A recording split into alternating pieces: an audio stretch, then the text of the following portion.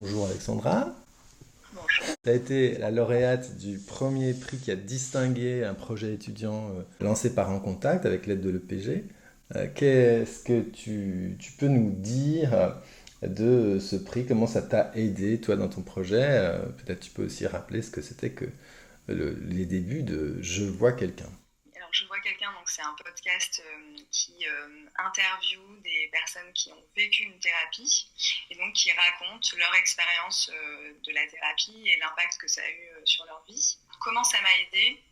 Déjà, vous m'avez soutenu financièrement, donc ça nous a permis voilà, de payer certains éléments de communication, de montage.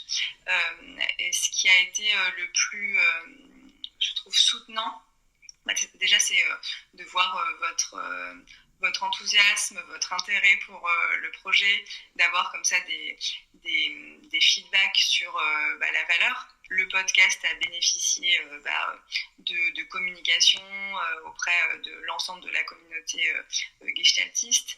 Ça nous a donné beaucoup d'espoir, d'élan pour continuer l'action. C'est ce que je retiens principalement de ce prix, c'est nous rassurer sur la valeur de ce qu'on fait et se sentir appartenir et porter par la communauté gestaltiste, par votre aide et votre soutien. L'année dernière, pour te remettre ce prix, il y avait une fête à l'EPG, il y avait une centaine de personnes. Qu'est-ce que tu as comme souvenir de cette cérémonie? En quoi c'est important finalement qu'on se voit physiquement comme ça autour d'un prix, d'une remise de prix? Ça fait un peu désuet parfois. Ce serait dommage de dire que c'est désuet de se rencontrer dans la chair et dans le contact en tant que gestaltiste. Non, c'est vrai que c'était un beau moment. Mon souvenir, c'est quand on a tous écouté ensemble le teaser. Parce qu'en fait, les épisodes n'étaient pas allés être en ligne. Et l'idée, c'était de faire découvrir le projet à travers les voix des personnes qui étaient interviewées. Ouais, c'était très chouette et très sensible, en fait, comme moment. Je me suis sentie privilégiée et chanceuse d'avoir cette mise en visibilité par l'école dans laquelle j'étais et de pouvoir être reconnue dans ce projet comme un projet qui contribue au rayonnement de la Gestalt parce que c'était une des intentions en fait du projet. Donc ce moment de rassemblement, ça permet de vivre dans le corps et dans le lien une sorte d'aboutissement et en même temps c'était quand même que le début. Ça nous a donné vraiment de l'impulsion d'avoir des personnes parfois qui nous avaient formés, qui avaient envie d'écouter les épisodes, qui nous ont soutenus après. Ça ajoute quoi qu'il y ait une association d'alumni, d'anciens étudiants ou d'étudiants en cours de formation en contact, pour ne pas la nommer? Après l'école, on est un réseau de professionnels qui s'entraidons, qui se recommandons des clients. Et puis moi, ce qui me porte aussi beaucoup, c'est la pédagogie sur cette pratique, le travail de recherche, de documentation de nos pratiques. L'intérêt, c'est de porter des projets qui nous permettent de penser nos pratiques. Et donc, un des meilleurs endroits pour le faire, c'est une communauté et un réseau d'alumni qui avons la même formation, la même déontologie et des pratiques en commun. Tu en es où après un an et demi de pratique de ce podcast? On a fait partie des révélations Radio France du Paris Podcast Festival.